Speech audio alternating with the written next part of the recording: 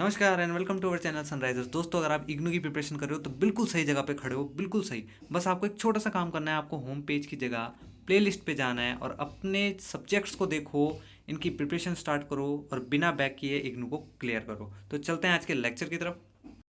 दोस्तों, आज हम करने वाले हैं BMTC 131 का यूनिट नंबर 1, जिसका नाम है sets and operations on them. तो इसके इंपॉर्टेंट क्वेश्चन प्लस सॉल्यूशंस भी हम देखेंगे, लेकिन उससे पहले स्ट्रक्चर हम देख लेते हैं कि हम आज क्या क्या पढ़ने वाले हैं। देखो दोस्तों, वैसे तो इस चैप्टर में से जो इंपॉर्टेंट चीज़ें हैं वो मैं आपको यहाँ पे बता देता हूँ। वेन डायग्राम इसमें से पूछा जाता है कभी बार। कार्टेशियन प्रोडक्ट इससे भी पूछा जाता है। डिस्ट्रीब्यूशन लॉ, इससे दो टाइप के क्वेश्चन बनते हैं। पहला होता है डायरेक्ट और दूसरा होता है इनडायरेक्ट। देखिए दोस्तों, डायरेक्ट क्वेश्चंस क्या होते हैं, जो डायरेक्ट प्रूफ पे बोल देता है। सीधा आपको डिस्ट्रीब्यूशन लॉ बोल देगा कि इन्हें प्रूफ करो, left hand side equals to right hand side. और इनडायरेक्ट क्वेश्चन क्या होता है, इनडायरेक्ट क्वेश्चन जो मैं आपको आज कराऊंगा। ठीक है, तो डायरेक्ट क्वेश्चन की जो लिंक है वो आपको डिस्क्रिप्शन में मिल जाएगा, जिसमें मैंने इसको डायरेक्टली प्रूफ किया गया है। उसी तरीके से डी मॉर्गन्स लॉ भी आपके चैप्टर में है, उस पर भी डायरेक्ट और इनडायरेक्ट क्वेश्चन बनते हैं। डायरेक्ट हो गए आपके प्रूफ करने वाले और इनडायरेक्ट हो गए आपके उससे रिलेटेड क्वेश्चन। ठीक है, तो वेन डायग्राम हम नहीं करेंगे, कार्टेशियन प्रोडक्ट हम नहीं करेंगे, इसे आप बुक से देख के भी इजीली कर सकते हो। आज हम करेंगे डिस्ट्रीब्यूशन लॉ के इनडायरेक्ट क्वेश्चन और डी मॉर्गन्स लॉ के इनडायरेक्ट क्वेश्चन। डायरेक्ट प्रूफ का डिस्क्रिप्शन में लिंक आपको मिल जाएगा। तो चलिए दोस्तों शुरू करते हैं। दोस्तों, शुरू करने से पहले मैं आप लोगों को कुछ इंपॉर्टेंट नोटेशंस एंड सिंबल्स बताना चाहता हूँ।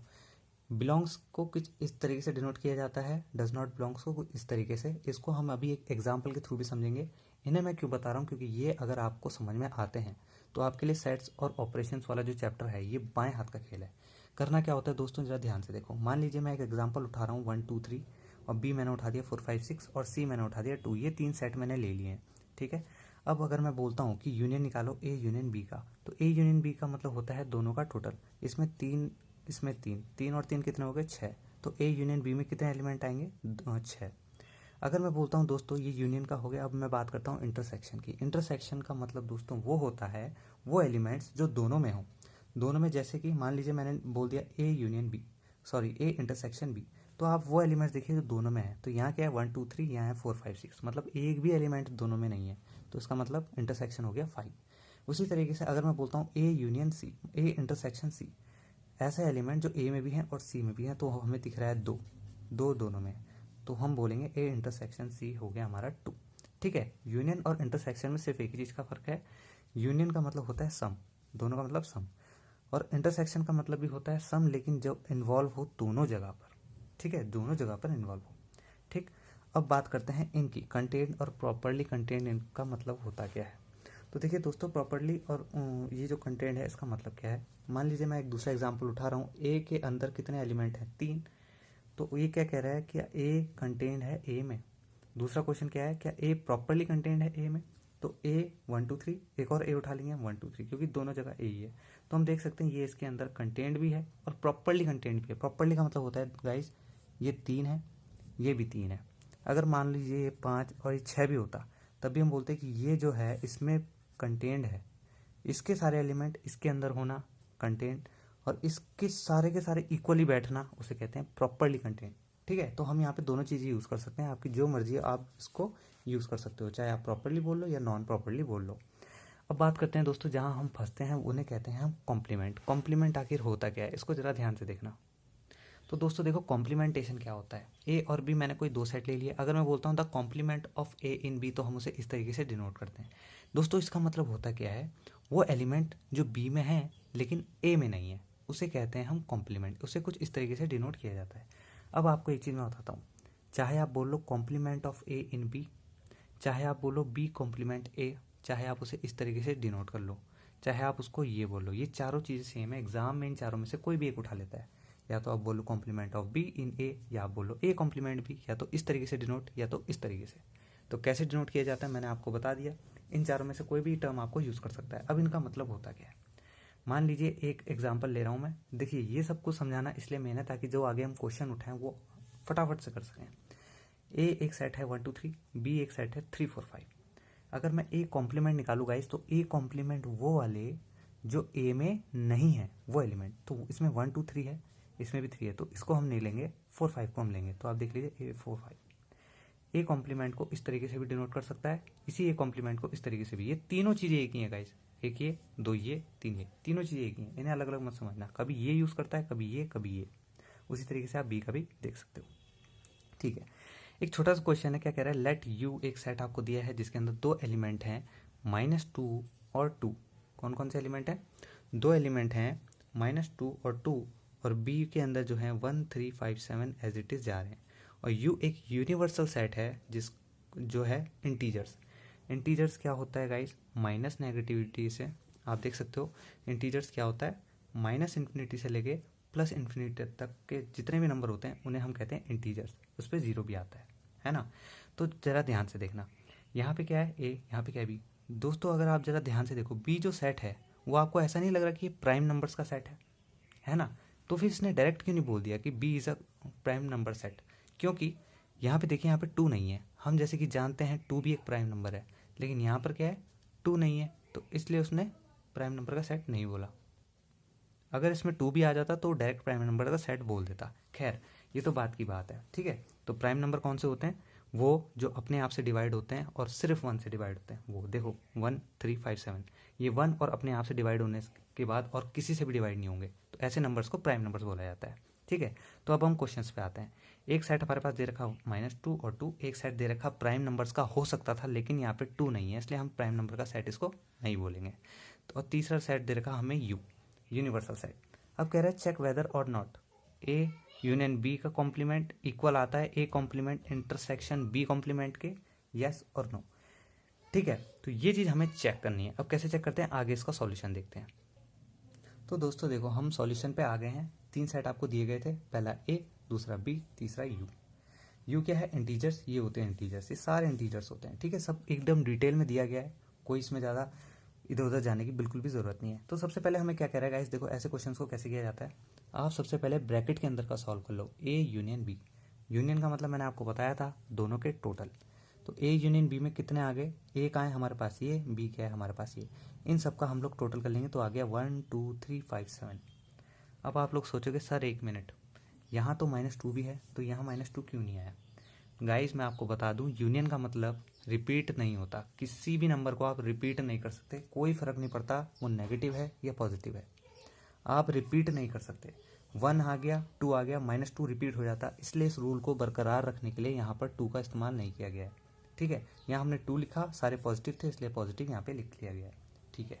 ए यूनियन बी आपके पास आ गया, हमारे पास क्या चाहिए, ए यूनियन बी का कॉम्प्लीमेंट। अब ए यूनियन बी का कॉम्प्लीमेंट का मतलब क्या है गाइस, वो एलिमेंट जो ए यूनियन बी के अंदर नहीं है।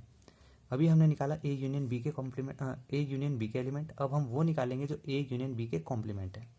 तो ए यूनियन बी का कॉम्प्लीमेंट बोल लो, या आप इस तरीके से डिनोट कर लो, बात एक ही है। ए यूनियन बी के एलिमेंट को मैंने यहाँ रख लिया, जेड, जेड की जगह है, इंटीजर्स।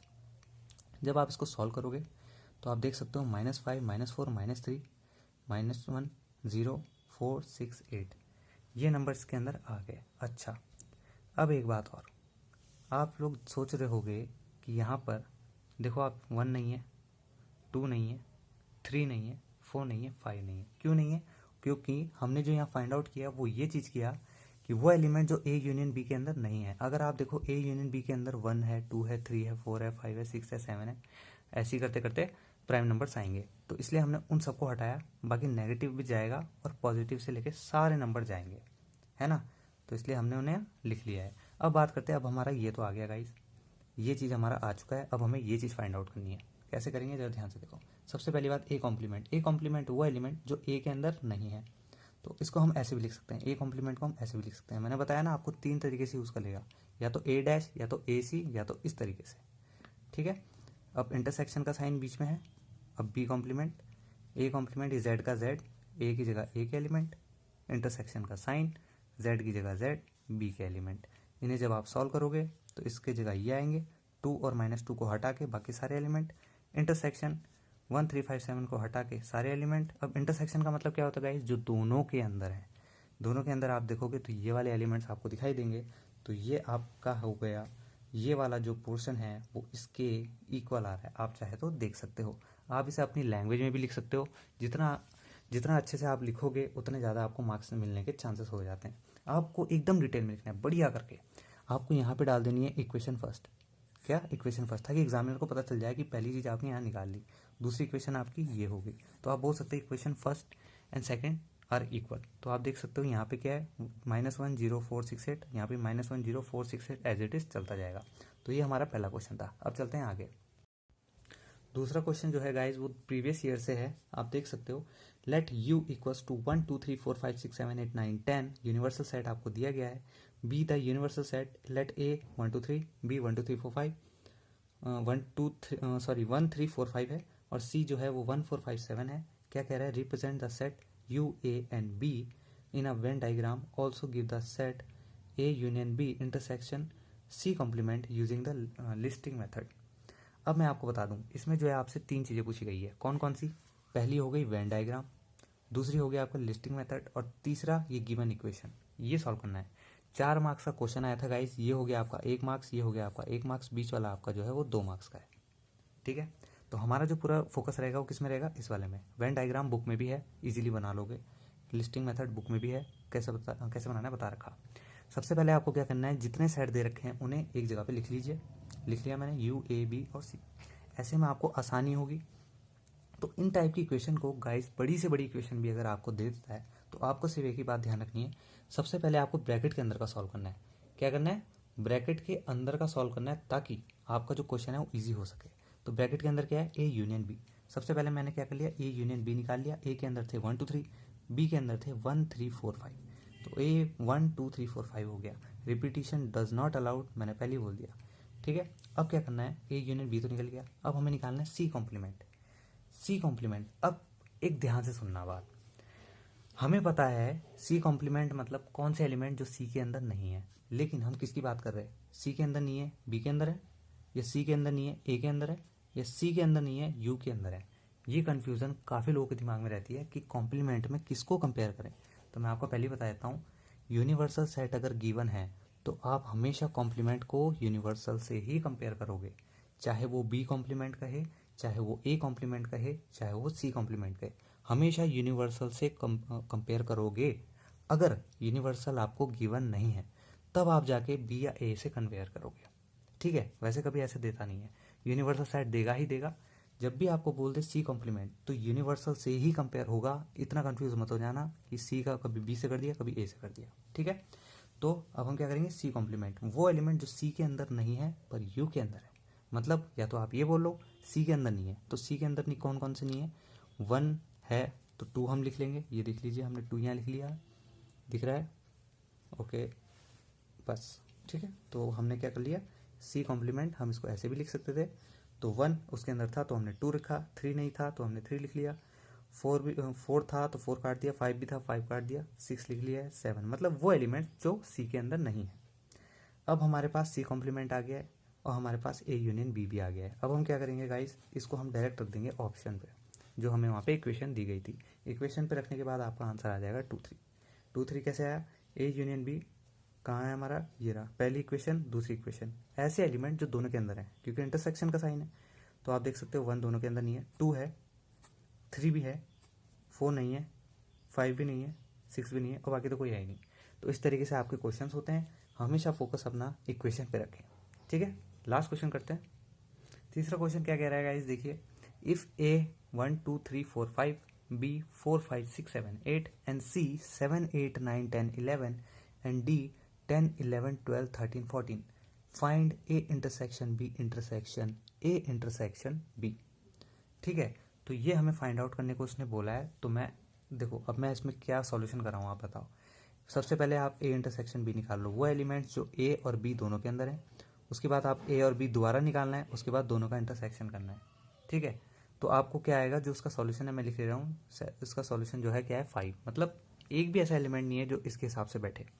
पर गाइस शायद मेरे को लग रहा है मैंने ये जो इक्वेशन है ये गलत लिख दी है। ए इंटरसेक्शन बी यहाँ पे भी दोनों जगह सेम हो गया है ना, शायद यहाँ ए बी है, यहाँ पे सी डी होगा। ठीक है, तो मतलब मॉडल आप देख लीजिए कि इस टाइप से क्वेश्चन पूछा जाता है। ये आसान क्वेश्चन है, गलत भी है तो भी कोई दिक्कत नहीं। हम नेक्स्ट वाले पे चलते हैं, ये इंपॉर्टेंट है। लेट यू यूनिवर्सल सेट दे रखा 1 2 3 4 5 6। आप इसको मत ही करना, ठीक है, इसको काट दो। Let U 1 2 3 4 5 6 A 2 3 and B 3 4 5 show that A union B complement equals to A complement intersection B complement. ये अच्छा क्वेश्चन है, इसको ट्राई करना। ठीक है, तो इसमें भी क्या सॉल्यूशन बताऊं मैं, इसको शो बोला गया है गाइस, है ना, शो बोला गया है, मतलब ये जो है ट्रू तो है ही, बस आपको दिखाना है कि कैसे ट्रू है ना। तो क्या करेंगे, वही करेंगे, पहले ब्रैकेट के अंदर A union B, A union B, उसके बाद क्या करेंगे, वो एलिमेंट जो ए यूनियन बी के अंदर नहीं है लेकिन यूनिवर्सल के अंदर है, इसमें ए कॉम्प्लीमेंट, मतलब वो एलिमेंट जो ए के अंदर नहीं है लेकिन यू के अंदर है, बी कॉम्प्लीमेंट ए के जो बी के अंदर नहीं है लेकिन यू के अंदर है, उसके बाद उन दो का इंटरसेक्शन। ठीक है, लास्ट क्वेश्चन देखते हैं, find A union B union C, it is a important question guys, इसको जरा आराम से देखना। Find A union B union C, पहला क्वेश्चन इसने यही पूछ दिया कि A union B union C निकालना है, वेयर ए बी सी, तीन सेट आपको दे रखे हैं, पहले के अंदर के एलिमेंट है 3 1 2 3, दूसरे के अंदर है 2 3 4 5 और तीसरे के अंदर है 1। ऑल्सो चेक वेदर, देखिए गाइज जब यहाँ चेक वेदर बोल दिया जाता है ना तो यहाँ पे स्टूडेंट फंस जाता है। कैसे, यहाँ पे उसने क्या बोला, शो दैट, मतलब उसे पता है कि ये होगा ही होगा, इसलिए उसने बोल दिया कि शो दैट। तो कभी बार आप हेरा फेरी करके आ जाते हो, इसमें मार्क्स मिल जाते हैं, यहाँ पे भी मार्क्स मिल जाते हैं क्योंकि फाइंड आपको डायरेक्ट बोल दिया कि आपको ये फाइंड करना है। लेकिन यहाँ पे बोल रहा है चेक वेदर, दो पॉसिबिलिटी हो सकती है, या तो ये कंडीशन ट्रू है या तो ये फॉल्स है, तो इसमें फंसने वाले चांसेस हो जाते हैं। इसमें तो शो है, तो इसमें क्या करना है, जरा ध्यान से देखो, वही ट्रिक करनी है गाइज जो मैंने आपको बताया। सबसे पहले ब्रैकेट के अंदर के सॉल्व कर लो। हमें क्या करना है, दो क्वेश्चन में पूछे गए थे, ये वाला first A union B union C, इसको मैं नहीं कराऊंगा। दूसरा वाला देखते हैं इसको कैसे करना है। तो सबसे पहले मैंने कहा आपको, ये ए यूनियन बी हमने सबसे पहले फाइंड आउट कर लिया, उसके बाद ये वाला ब्रैकेट निकाल लिया हमने, फिर ए इंटरसेक्शन भी निकाल लेंगे हम, उसके बाद ये वाला निकाल लेंगे हम। अब जब हमने इन तीनों को निकाल लिया तो एक कन्फ्यूज़न अपने दिमाग में कभी मत डालना कि मैं इसके साथ पहले इन दो को सॉल्व करूं, या मैं पहले इन दो को सॉल्व करूं, या मैं पहले इन दो को सॉल्व करूं। ठीक है, कभी कभार होता है कि आप पहले इन दो को सॉल्व करते हो, फिर इन दो को सॉल्व करते हो, फिर इन दो को सॉल्व, ऐसे ऐसे, ऐसा मत करना। क्या है, तीनों छोटे छोटे सेट हैं, तीनों को इक्वल रख दो, 1 2 3 और 4 5, जिस तरीके से मैंने रख रखे हैं आप देख सकते हो, 1 2 3 और 4 5। ठीक है, कोई ज़्यादा इसमें बहुत बड़ा सॉल्यूशन नहीं है। अब इसमें से क्या है, यूनियन, यूनियन का मतलब आप समझ रहे होंगे, इसको भी प्लस करना है, इसको भी और इसको भी, तो क्या है ये 1 2 3 4 5। अब आप देखो जरा, क्या इसके इक्वल आया, हमें तो बोला था ना कि चेक वेदर क्या ये इसके इक्वल है या नहीं, तो हम देख सकते हैं ए यूनियन बी क्या है 1 2 3 4 5, और जो चीज़ हमने ये बड़ी सी सॉल्व करी उसका भी क्या है 1 2 3 4 5। इसका मतलब हमारी जो इक्वेशन है वो सही है, दोनों इक्वल हैं, तो आप अपनी लैंग्वेज में आराम से लिख सकते हो कि ये ट्रू है, इसका आपने रिजल्ट दे दिया है ना। तो गाइज इतने ही क्वेश्चंस थे जो मुझे लगा शायद इंपॉर्टेंट हो सकते हैं आप लोगों के एग्जाम के लिए। तो सर आज के लिए इतना ही, धन्यवाद।